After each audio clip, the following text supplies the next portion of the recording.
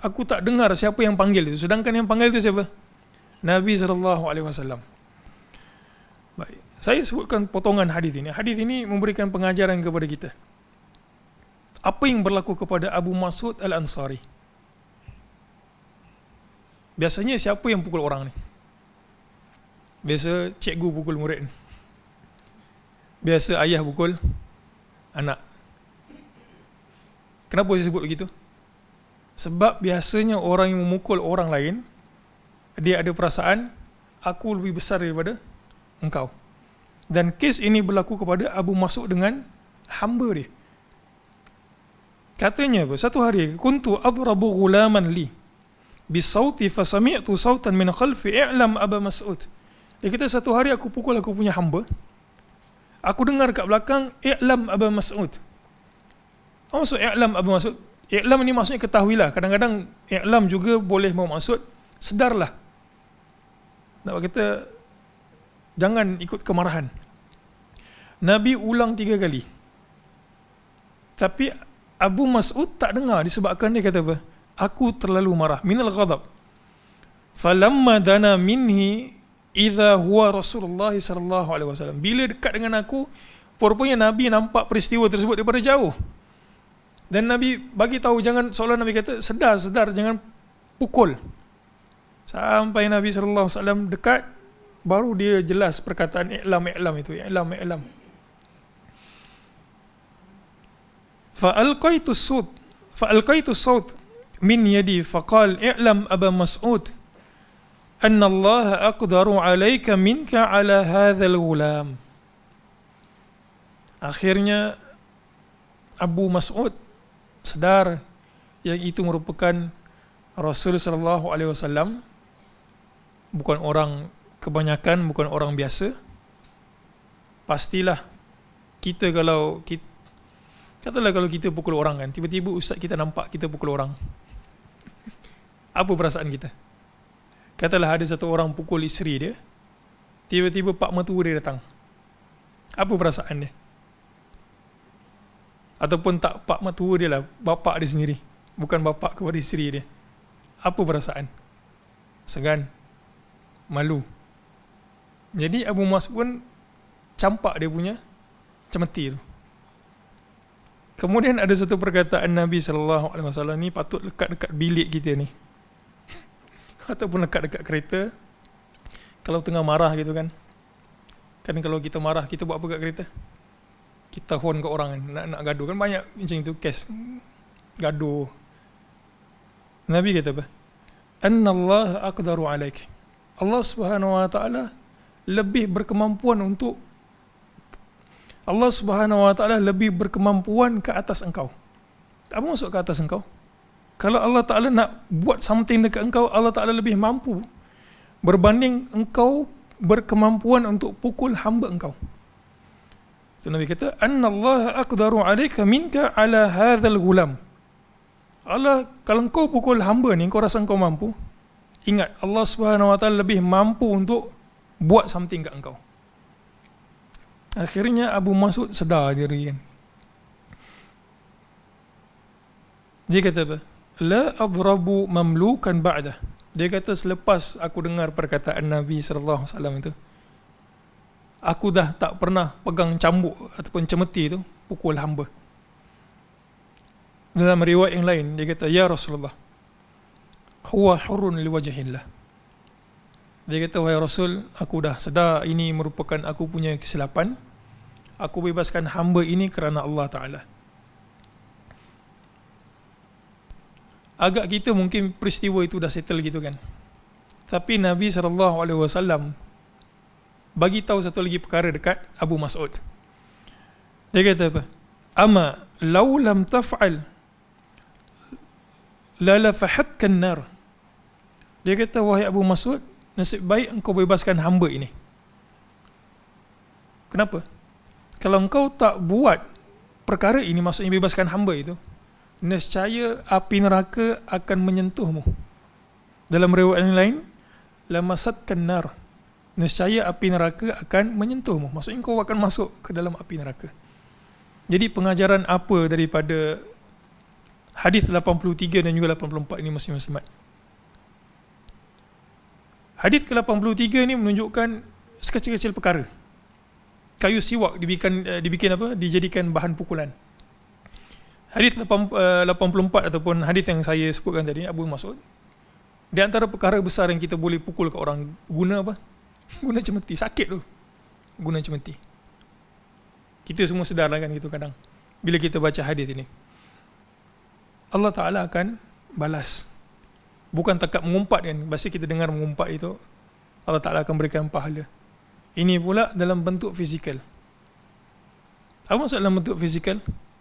Kalau kita cambuk orang, kita cemeti orang dekat dunia ni, maka Allah Subhanahu Wa Ta'ala akan cemeti kita dekat hari akhirat.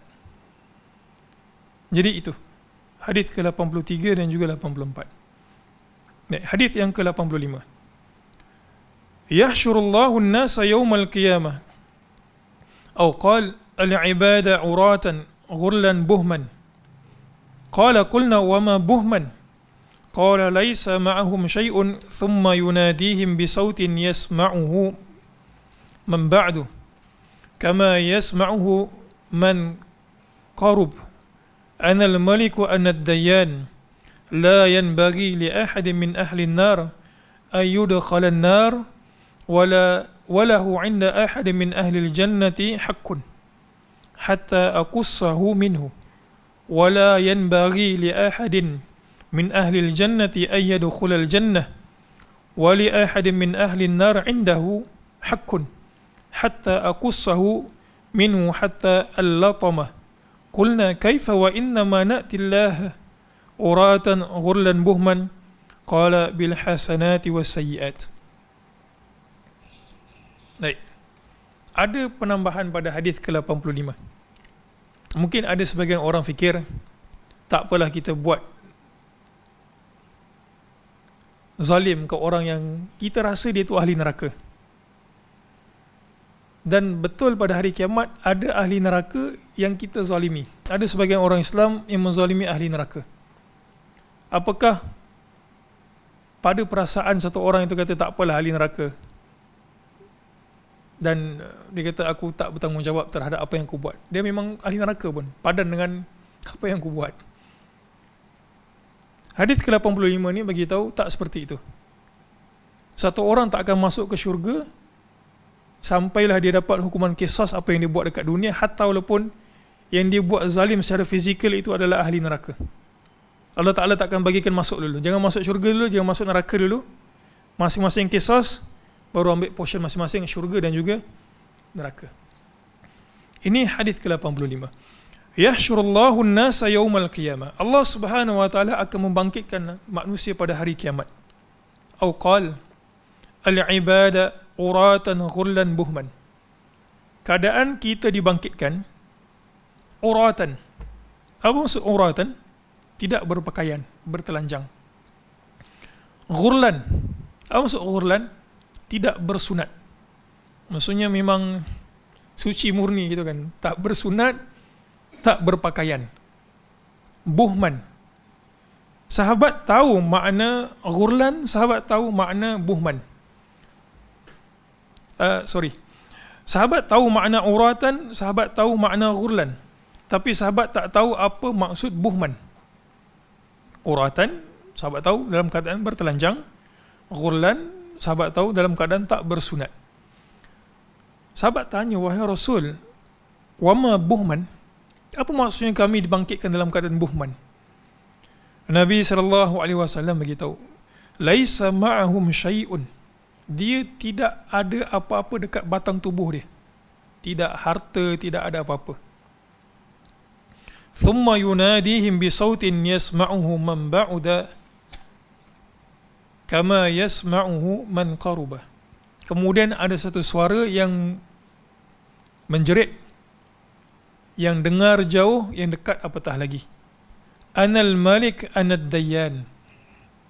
Akulah penguasa, akulah ad-dayyan. Para ulama berbeza pendapat tentang maksud ad-dayyan. Ada yang mengatakan ad-dayyan kat sini maksudnya adalah sesuatu yang boleh memaksa untuk ketaatan. Siapa dia? Allah Ta'ala. Ada yang mengatakan ad-dayan bukan maksudnya seperti itu, tetapi ad-dayan ini maksudnya adalah yang memberikan balasan. Hutang dalam bahasa Arab kita sebut sebagai dainun. Kita akan bayar ke orang itu. Jadi seolah-olah apa yang manusia buat dekat dunia, Allah Ta'ala akan bayar dalam bentuk jazak dekat hari akhirat. Jadi Allah Ta'ala kata, Anal malik anad dayan, la yanbaghi li ahadin min ahli nar. Tidak sepatutnya ahli neraka ay yadkhulan nar, untuk masuk ke dalam neraka, walahu inda ahadin min ahli jannati haqqun, sedangkan dia mempunyai hak terhadap penduduk syurga. Kalau kita tak apalah, dapat balasan kat situ lamsam cukup lah. Tapi Allah Ta'ala kata tak, jangan masuk lagi hatta aqussahu minhu, sampai aku berikan kisos. Maksudnya apa muslim-muslimat? Katalah kalau kita buat penaya dekat satu orang kafir musyrik dan dia mati dalam keadaan musyrik, kita pernah pergi tumbuk dia, ataupun kita pernah apa-apa sajalah, dia masuk neraka, kita masuk ke syurga. Tapi Allah Ta'ala tak akan masukkan kita ke dalam syurga sampai kisos itu berlaku kat dia. Maksudnya hak ahli neraka pun Allah Ta'ala akan berikan, walaupun yang buat zalim kat dia itu adalah ahli syurga. Wala yanbaghi li ahadin min ahli al-jannati ay yudkhala al-jannah, dan tidak sepatutnya ahli syurga masuk ke dalam syurga. Wali ahadin min ahli an-nar indahu haqqun, dan padanya penduduk neraka itu ada hak. Hatta aqussahu minhu hatta latama, sehinggalah aku berikan kisos. Maksudnya sama. Dan Allah Subhanahu wa taala firman kata apa? Hatta al-latama, hatta walaupun satu tempelengan kita panggil kan, hatta satu penampar, engkau akan dapat portion masing-masing. Betul, engkau ahli syurga, tapi kalau engkau buat zalim something dalam bentuk fizikal, engkau akan dapat portion. Ahli neraka pun sama juga, walaupun kau masuk neraka tapi kau ada penduduk syurga buat something wrong dekat engkau dalam bentuk fizikal, jangan risau. Allah Ta'ala kata apa? Aku akan berikan hakmu. Qulna kaifa wa inna ma na'tillaha uratan ghurlan buhman. Kemudian sahabat pun bertanya, wahai Rasul, bagaimana kita ini datang dalam keadaan bertelanjang, tidak bersunat, dan juga tidak ada apa-apa pada batang tubuh kita. Qala bil hasanati was sayyiat. Tak apa, Nabi kata engkau akan datang dalam bentuk, engkau akan datang bersamamu dengan pahala dan juga dosa, kebaikan dan juga keburukan. Hadis yang ke-86 telah pun banyak kali kita sebutkan, kita skip. Nak bagi laju nak bagi khatam. Hadis ke-87 juga sama, tentang ru'yatullah. Okay. Dan kita akan terus masuk ke hadis yang ke-88. Baik, hadis ke-88 ni mungkin ada sebahagian yang pernah dengar, mungkin ada sebahagian yang tak pernah dengar. Ini berlaku dekat Hafsah. Nak kata sahabat juga memerlukan penerangan daripada Nabi SAW. Dan sahabat dan juga sahabiat, level intelektual mereka tak sama. Dalam arti kata lain, ada yang lebih faqih, ada yang kurang faqih. Ummu Mubashir Al-Ansariyah pernah mendengar Rasul SAW berkata di sisi Hafsah, anak kepada Umar radhiyallahu an, la yadkhulun nara insya'allahu min ashabis syajarah ahadun alladhina bay'u tahtaha. Qalat bala ya Rasulullah, fantaharaha. Faqalat Hafsah, wa in minkum illa wariduha. Faqala an-nabiy sallallahu alaihi wasallam, qad qala Allah azza wa jalla, thumma nunajji alladhina ittaqaw wa nadharu adh-dhalimina fiha jithiya, dalam surah Maryam. Baik, suatu hari Nabi SAW berada di sisi Hafsah. Dan biasa kadang Nabi akan berikan pengajaran, kadang Nabi bergurau, Nabi berikan nasihat dan sebagainya. Jadi Nabi kata dekat Hafsah, la yadkhulun nara insyaallah min ashabi syajarah. Tidak akan masuk ke dalam neraka dengan izin Allah ashabus syajarah, empunya pokok. Ashabus syajarah, kalau dia terjemah kat sini, ahlus syajarah, orang yang berbaiat di bawah pohon, betul. Ahlus syajarah ni merupakan peristiwa bai'atul ridwan yang berlaku semasa perjanjian Hudaibiyah. Dia peristiwa yang sama tu.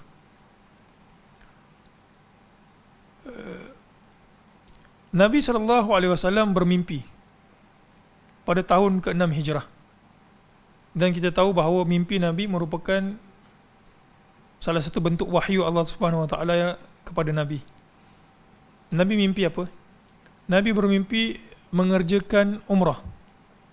Nabi cukur dan segala macam umrah itu Nabi kerjakan. Lalu bila Nabi SAW bermimpi, Nabi khabarkan kepada para sahabat. Apa perasaan sahabat? Gembira. 6 tahun tak balik kampung halaman. Terutama yang muhajirin. Daripada Mekah hijrah ke Madinah. 6 tahun tak masuk-masuk Mekah. Disebabkan seteru dengan kafir Quraisy. Nabi dalam riwayat ada yang menyebutkan rombongan yang Nabi SAW bawa itu sebanyak 1,400 orang. Dan mereka bawa senjata untuk mempertahankan diri, senjata biasa, bukan untuk pergi perang. Dan beberapa binatang untuk dijadikan makanan dan juga untuk dijadikan ibadah haji, ibadah umrah itu, sembelihan untuk umrah. Kemudian ringkas ceritanya, peristiwa ini panjang. Ringkas ceritanya, masa Nabi SAW nak sampai ke dekat Mekah, orang musyrik Quraisy dapat tahu dan Nabi dihalang daripada memasuki Mekah. Nabi SAW tetap usaha untuk supaya boleh jadi umrah itu. Lalu Nabi SAW mengutuskan, siapa sahabat yang Nabi utus ke masuk untuk Mekah? Uthman. Untuk buat perjanjian. Untuk buat perjanjian. Disebabkan kedudukan Uthman pada mata masyarakat Quraisy, kalau dia dibunuh, keluarga dia ada kat situ, boleh protect. Kemudian berlalu beberapa hari dan tidak ada khabar Uthman ini radhiyallahu an. Dan timbul desas-desus bahawa Uthman ini mati dibunuh. Tak ada khabar berita apa semua, tak keluar-keluar daripada Mekah, tak bawa sebarang berita. Lalu Nabi SAW kumpulkan seramai 1,400 orang untuk berbaiat, tajdid baiat. Baiat untuk apa? Untuk Islam dan juga jihad. Ini yang dimasukkan dengan ashabus syajarah. Nabi kata, orang yang berada di bawah pokok itu baiat untuk jihad dan juga Islam, tidak akan masuk ke dalam neraka. Hafsah bila dengar perkataan Nabi ini, Hafsah teringat satu ayat dalam surah Maryam. Hafsah kata apa? Bala ya Rasulullah. Dia kata, tak wahai Rasul. Ini mungkin kita kata slip tongue, terlepas di mulut Hafsah. Siapa lagi tahu dia ke Nabi? Pastinya Nabi lah kan. Dia kata, tak wahai Rasul. Orang mukmin akan masuk, maksudnya lalu ke neraka kejap kalau dia ada dosa. Fantaharaha. Nabi SAW mendengar perkataan Hafsah, Nabi bentak ke Hafsah. Hafsah keluarkan dalil yang dia faham. Wa in minkum illa wariduha. Dia kata, wahai Rasul, bukankah ada satu ayat, dan tidak ada seorang pun dari kamu melainkan akan mendatangi neraka itu. Maksudnya lalu kat neraka sebelum sampai ke syurga. Faqala an-nabiy sallallahu alaihi wasallam qad qala Allahu azza wa jalla. Nabi SAW beritahu ke Hafsah, tak, bukan begitu Hafsah. Bukankah Allah Subhanahu wa taala firman dalam surah yang sama, thumma nunajjil ladzina taqaw wa nadharu adh-dhalimina fiha jithiya. Lalu kami akan menyelamatkan orang-orang yang bertakwa dan membiarkan orang-orang yang zalim di neraka dalam keadaan berlutut. Maksudnya Hafsah faham orang mukmin sebelum nak masuk ke dalam syurga, katalah dia lepas timbangan amal itu, lebih berat kebaikan, dia faham dia tetap akan lalu ke neraka. Sama macam Ashabus Syajarah, sahabat Nabi, memang mereka itu radhiyallahu anhum, kita yakin dan percaya mereka itu akan masuk syurga. Tapi di kalangan sahabat ini ada tak yang buat dosa? Ada. Jadi pada pahaman Hafsah, yang buat dosa itu akan lalu ke neraka kemudian masuk ke syurga. Kemudian Nabi SAW kata, tak, bukan begitu seperti mana yang kau faham. Engkau kena faham ayat pada surah Maryam 71 ini kena dipasangkan dengan surah Maryam ayat 72. Untuk orang yang bertakwa, Allah Ta'ala tak bagi dia lalu ke neraka, dia terus masuk ke dalam syurga. Jadi ini kefahaman yang betul untuk orang yang bertakwa, yang mana hasanatnya itu lebih berbanding dengan dia punya sayyiat. Kebaikan dia lebih berbanding dengan dia punya keburukan. Hadis yang ke-89. Alhamdulillah, ini merupakan hadis yang kedua terakhir. Abu Sa'id Al-Khudri menuturkan sabda Nabi sallallahu alaihi wasallam, yuja'u bi Nuhin yaumal qiyamah fayuqalu lahu hal balagt fayaqul na'am ya rab fatus'alu ummatuh hal ballaghakum fayaqulun ma ja'ana min nadhir fayuqalu man shuhuduk fayaqul Muhammadun wa ummatuh فيجاء بكم فتشهدون ثم قرأ النبي صلى الله عليه وسلم وكذلك جعلناكم أمة وسطا لتكونوا شهداء على الناس ويكون الرسول عليكم شهيدا. Abu Sa'id Al-Khudri meriwayatkan daripada Nabi SAW katanya apa? Yuja'u bi Nuhin yaumal qiyamah. Allah Subhanahu wa taala akan datangkan Nuh pada hari kiamat. Fayuqalu lahu hal ballagt. Maka Allah Subhanahu wa taala akan tanya kepada Nuh, apakah engkau telah pun menyampaikan? Muslimin muslimat yang dirahmati Allah sekalian, kenapa pengarang kitab ini letakkan hadis ini?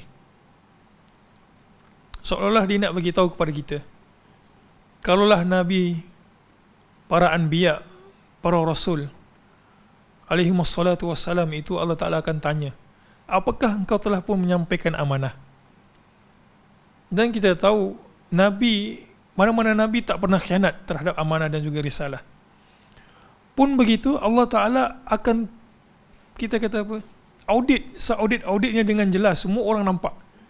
Bahkan Nuh ini Allah Ta'ala akan datangkan dia dan juga kaum dia, sama-sama ke depan, sama-sama bawa hujah. Yuja'u bi Nuhin yaumal qiyamah. Hadis ini beritahu Nuh itu Allah Ta'ala akan panggil. Kenapa Nuh? Sebab Nuh merupakan Rasul pertama yang Allah Ta'ala berikan dia risalah. Fayuqalu lahu hal ballagt. Allah Ta'ala akan tanya dekat Nuh, wahai Nuh, apakah engkau menyampaikan risalah? Fayaqul na'am ya Rab. Nuh AS berkata, ya, aku telah pun menyampaikan risalah, menyampaikan dakwah. Dalam surah Nuh itu kita baca panjang. Tak cukup dengan itu, Allah Ta'ala akan datangkan umat Nuh dan juga umat dia sekali. Fatus'alu ummatuh hal ballaghakum. Allah Ta'ala kata, apakah Nuh telah pun menyampaikan kepada kamu semua? Fayaqulun ma ja'ana min nadhir. Lalu mereka ni seolah-olah buat lupa.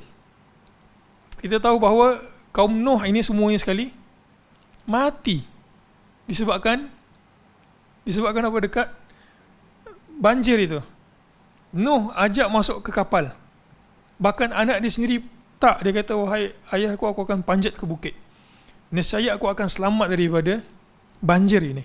Diorang lupa yang diorang itu mati disebabkan Nuh AS dakwah mereka untuk masuk ke dalam kapal, mereka tak nak. Pun begitu bila Allah Ta'ala tanya dekat kaum Nuh ini, dia kata apa? Mereka kata apa? Ma ja'ana min nadhir. Dia kata, wahai Allah, ma ja'ana. Dia kata, tidak sekali-kali datang kepada kami nadhir, pemberi ingatan. Siapa yang belajar bahasa Arab tahu perkataan nadhir itu nakirah, tak ada alif lam kan. Maksudnya seolah dia kata tak ada satu apapun peringatan datang kat kami ini. Kenapa mereka sebut seperti itu? Sebab Allah Ta'ala tidak akan menyiksa kaum yang tidak datang Rasul kepada mereka. Soalnya mereka kata, kami tak tahu langsung ni, tiba-tiba kami mati, kami patut ada hak untuk pembelaan untuk masuk ke dalam syurga. Jadi mereka menafikan yang peringatan pernah datang kepada mereka. Fayuqal man syuhuduk. Allah Subhanahu Wa Ta'ala tak tanya dekat kaum Nabi Nuh, tetapi Allah Ta'ala tanya dekat Nuh AS. Nuh AS kata, aku telah pun sampaikan. Allah Ta'ala tanya dekat kaum dia, wahai kaum Nuh, apakah Nuh AS telah pun menyampaikan? Dia kata, tak pernah datang pun peringatan ini. Nuh, Allah Ta'ala tanya pula, apa bukti yang kau telah pun sampaikan? Muslim-muslimat yang rahmati Allah sekalian, apakah Allah Subhanahu Wa Ta'ala tak tahu Nuh telah pun menyampaikan? Allah Ta'ala tahu. Tapi untuk menunjukkan bahawa Allah Subhanahu Wa Ta'ala pada hari itu akan memperjelaskan sejelas-jelasnya, dan tidak ada hujah bagi makhluk Allah Ta'ala ni, kata Allah Subhanahu Wa Ta'ala tak adil. Allah Ta'ala tahu, bahkan Allah Ta'ala boleh saja campakkan mereka terus ke dalam neraka. Inilah gambaran sebenar bagaimana Allah Ta'ala menjalankan hisab pada hari kiamat. Man syahuduk, siapa engkau punya saksi? Fayaqul Muhammadun wa ummatuh. Maka Nuh pun kata Muhammad sallallahu alaihi wasallam dan juga umatnya. Fayuja'a bikum fatashhadun. Maka Nabi sallallahu alaihi wasallam pun kata, dia kata, kamu semua ni Allah Ta'ala akan datangkan. Fatashhadun, dan kamu akan memberikan penyaksian. Thumma qara'a an-nabiy sallallahu alaihi wasallam, wa kadzalika ja'alnakum ummatan wasata litakunu syuhada'a 'alan nasi wa yakuna ar-rasulu 'alaikum syahida. Muslimin muslimat yang dirahmati Allah sekalian, ada pengajaran daripada hadis ini. Pengajaran yang pertama adalah Allah Ta'ala muliakan kita. Bahkan kemuliaan itu tidak terdapat pada umat sebelum kita. Apa kemuliaan Allah Ta'ala berikan kepada kita? Memberikan penyaksian bahawa para rasul dan juga para anbiya telah pun menyampaikan risalah mereka. Persoalannya, apakah kita menyaksikan Nuh menyampaikan dakwah? Bahkan kita, Nabi SAW sendiri menyampaikan dakwah, kita pun tak pernah tahu. Bukanlah maksudnya tak pernah tahu, tak pernah menyaksikan dalam kehidupan kita dengan mata kita. Jadi macam mana kita nak menyaksikan Nuh ini telah pun menyampaikan dakwah? Macam mana? Melalui Quran. Siapa yang baca Quran dia tahu. Ibrahim, Nuh, Isa, Daud, Sulaiman, mereka telah pun menyampaikan dakwah. Jadi bukanlah semua orang Allah Ta'ala akan panggil di kalangan umat Nabi SAW. Musyrik tu tak terpanggil. Satu. Yang keduanya,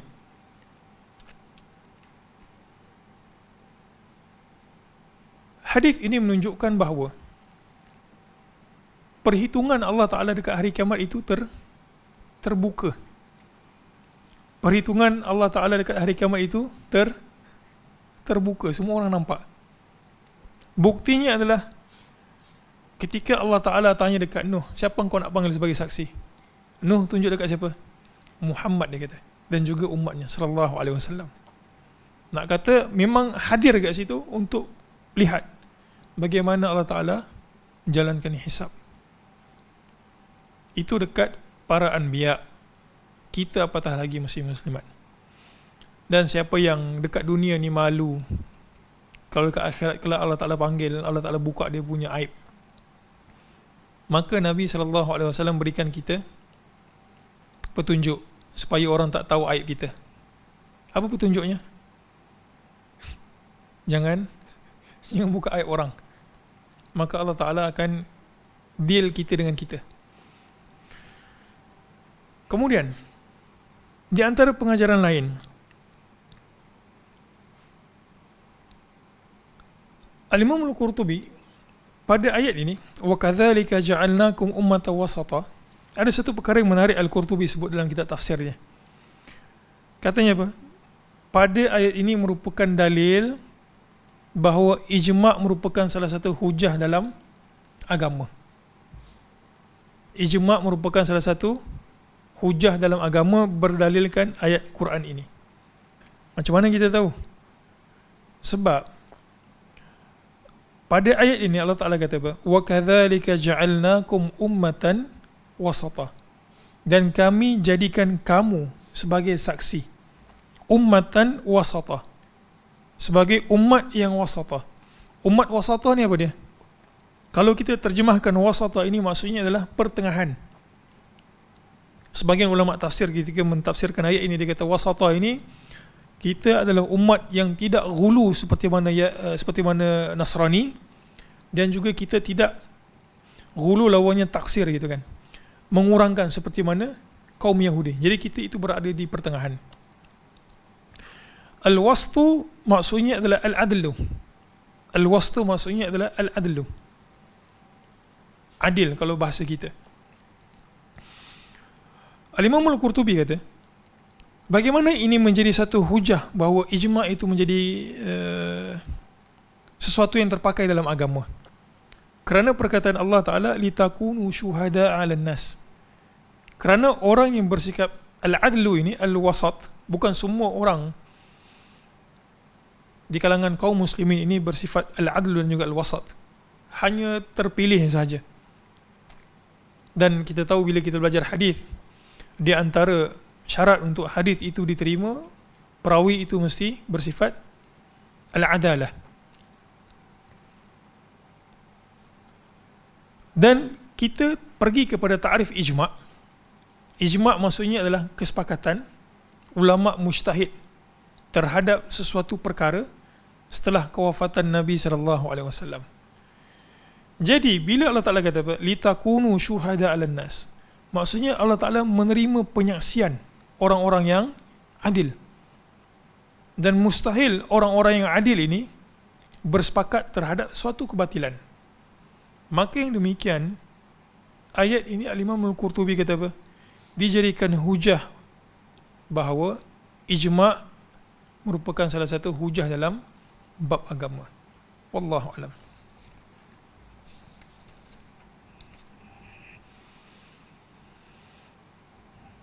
Hadis yang terakhir dalam bab ini, hadis yang ke-90 muka surat 208.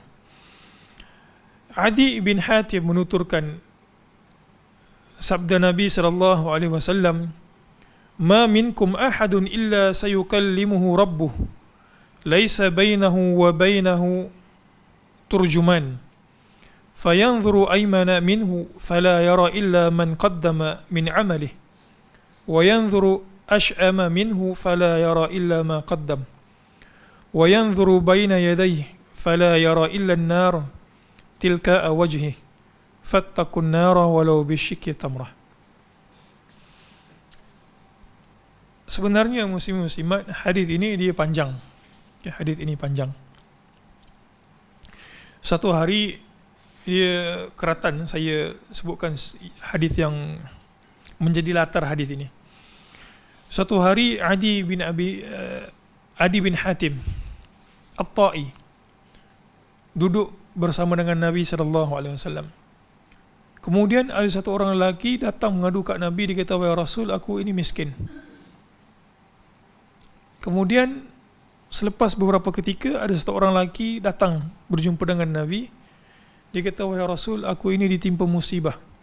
Dalam safar aku dicuri oleh qutta'ut tariq, pencuri jalan yang halang orang kemudian ambil barang. Benda tersebut lazim pada zaman dahulu. Lalu setelah lelaki itu pergi, dua lelaki itu pergi, Nabi SAW kata dekat Adi bin Hatim. Dia kata, wahai Adi, engkau pernah nampak tak Al-Hira? Hira ini satu tempat di bawah penguasaan Furs. Dan pada ketika itu ketuanya bernama Iyas bin Qabisah At-Ta'i. Adi bin Hatim kata, aku tak pernah nampak Al-Hira, tak pernah situ. Tetapi Adi bin Hatim tahu bahawa Al-Hira itu merupakan satu kawasan panas. Kalau orang lalu kat situ, pasti akan ada pencuri ataupun perompak. Lalu Nabi sebutkan kepada Adi, dia kata, wahai Adi, kalau engkau panjang umur, nescaya engkau akan dapati seorang muslimat berjalan daripada Hira sampai ke Kaabah, melakukan tawaf dan dia aman. Kemudian Nabi SAW sebut dekat Adi, dia kata, Adi, Hira itu berada di bawah penguasaan Furs. Dia kata suatu hari nanti Furs akan jatuh di tangan kaum muslimin. Kemudian Nabi SAW sebut lagi dekat Adi bin Hatim. Dia kata, wahai Adi, satu hari nanti akan ada satu zaman, kalau engkau hidup panjang, di mana satu orang membawa harta sedekah.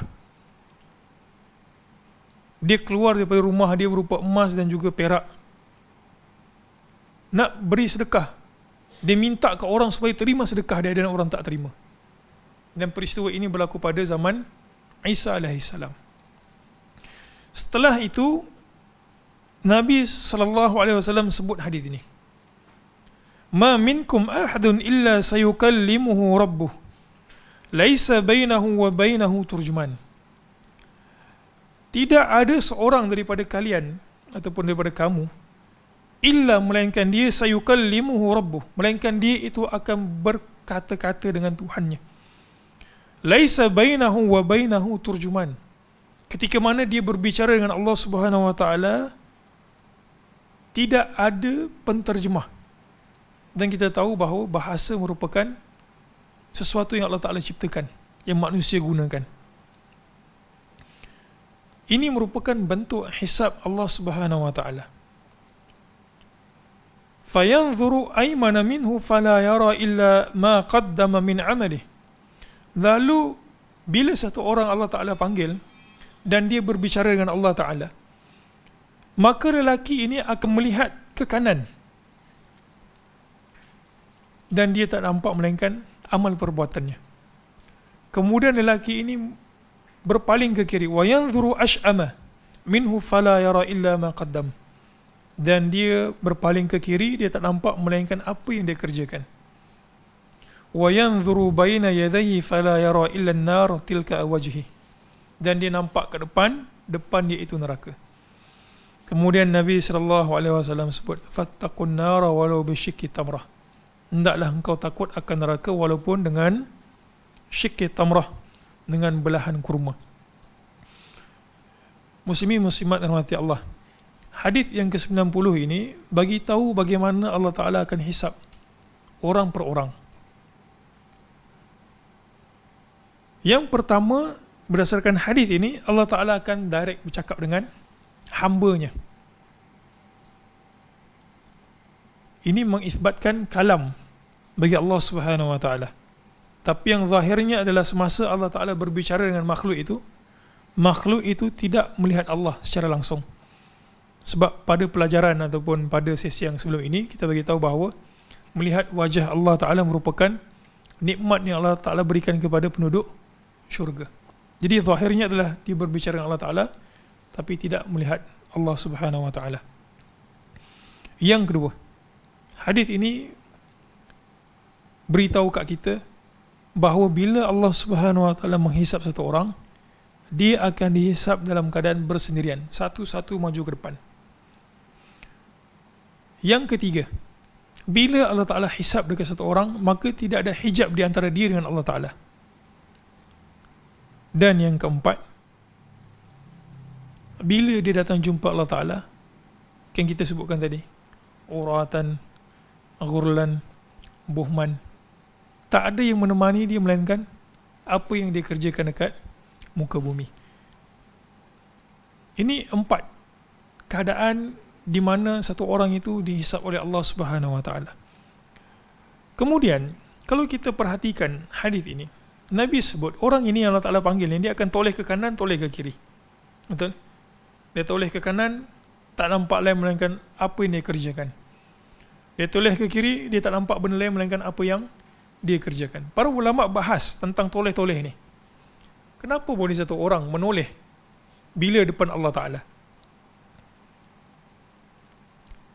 Pernah tak cikgu kita panggil kita buat salah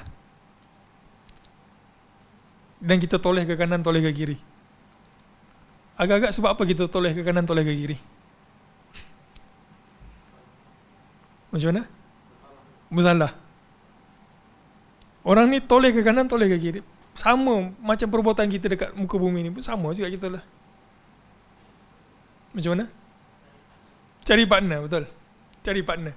Ada tak yang boleh sekali dengan aku yang kalau buat salah sama-sama ni kurang sikit dia punya kan, perasaan tu, perasaan malu.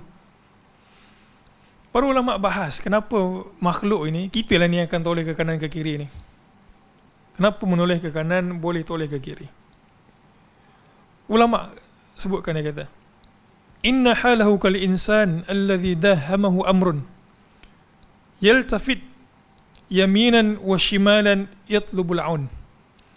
Dia kata ini merupakan kebiasaan manusia secara adatnya. Dia akan toleh ke kiri dan juga toleh ke kanan bila dia jumpa masalah, berdepan dengan masalah. Kenapa? Dia kata yatlubul aun, nak cari kawan tolong. Ada tak boleh tolong ni? Ada tak boleh tolong?